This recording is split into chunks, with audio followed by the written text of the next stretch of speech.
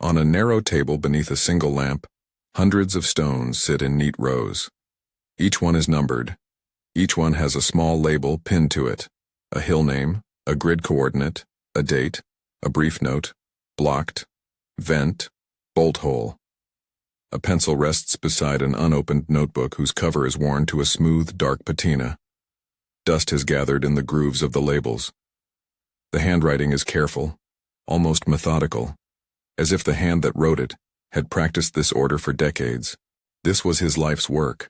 He spent his life collecting these stones. He never said why. To stand over that table is to feel two things at once: the ordinary weight of small rocks and the extraordinary density of what they might represent. Stones are mute witnesses, and for him, they were a language he never spoke aloud. Taken together, the little archive hints at a larger map, of tunnels, of blocked doorways, of places where men once moved and then disappeared from view. The table asks the question he chose not to answer. What must you do with the evidence of a silence? If you like deep history and quiet mysteries, subscribe for more. In February 1945, Iwo Jima was a volcanic knuckle of black sand and jagged rock, a strategic speck in the Pacific that one general believed could be turned into a fortress. General Tadamichi Kuribayashi ordered the island transformed. Men dug into the mountain, carving corridors, chambers, and ventilation shafts by hand.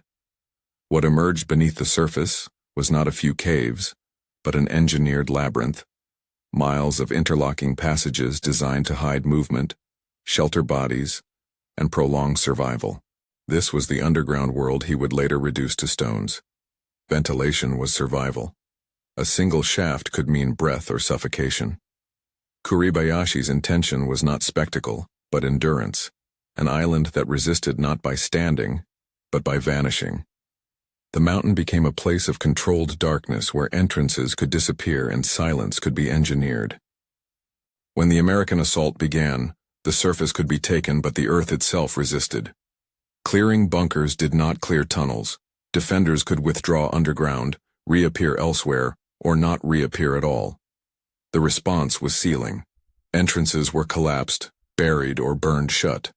Bulldozers pushed rubble. Charges closed throats of rock. In many cases, the chamber behind the entrance was left unknown. These were the moments his labels would later mark with a single word: blocked. Sealing was not elegant. It was final. In the arithmetic of battle, it meant neutralization. In the arithmetic of memory, it meant absence. Reports listed sealed positions. Maps showed them as resolved. But resolution on paper did not mean closure underground. Some men emerged months later. A few years later. Records note late appearances into 1949. Survival did not always end when the fighting did. The underground did not obey timelines. This is where his stones begin to matter. We know the man only by what he left behind. Boxes of specimens, index cards, coordinates matched to ridgelines, notebooks kept closed. Neighbors described him as quiet, methodical, uninterested in explaining himself. He did not lecture, he did not publish, he did not answer the question everyone would later ask: why? Objects sometimes speak where people refuse. Many stones are volcanic basalt, dense and dark. Some bear tool marks, parallel grooves worn soft by time. Others show bolt impressions, tiny circular scars suggesting anchors or gates. A few carry scorch marks. Some are smoothed unnaturally as if worn by repeated passage. Others hold fragments, metal slivers, rusted wire, flecks of pottery. Each stone is ordinary. The pattern is not. His cards repeat words: blocked, collapsed, sealed. Some carry question marks. Vent. Others cross-reference photographs. Maps beside the stones show arrows winding between hills. This is not aesthetic collecting. It is record-keeping with intent. One explanation presents itself. Mapping. Laid out together, his stones form a dispersed cartography of closures. Where entrances were erased, he preserved a trace. For a landscape whose surface was shattered, stones could anchor memory to location. Another explanation is quieter. When graves are inaccessible, people create substitutes. Pebbles become markers. Objects stand in for names. His collection could be a ledger of absence, a way to acknowledge places where voices ended without disturbing them.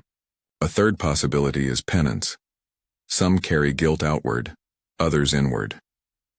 Quiet rituals repeated over decades can become a structure for living with what cannot be undone.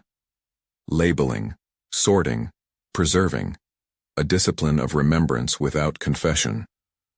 None of these explanations cancel the others. The same archive can be map, memorial, and atonement at once. And his silence gives it weight. Modern explorers who document the tunnels report the same features his stones imply: bolt holes, ventilation throats, shuttered chambers, cleanly sealed mouths, deliberate closures. Yet large-scale excavation remains rare. Risk, legality, ethics, all argue for restraint. Disturbing sealed places raises questions with no easy answers. His silence seems to have accepted that restraint. Objects show proximity to flame, to tools, to passage, but not motive. He did not push them to speak beyond what they could say. His notes are factual, restrained. He cataloged without accusing. The ethical question remains unresolved. Should sealed places be opened in pursuit of certainty, or preserved as they are? Families, historians, and communities do not agree. The man with the stones did not force a resolution. He chose remembrance without disturbance. His notebook stayed closed. Its worn cover suggests frequent handling. Inside there were fragments, dates, sketches, descriptions that read more like memory than analysis. The notebook promised answers, but withheld them.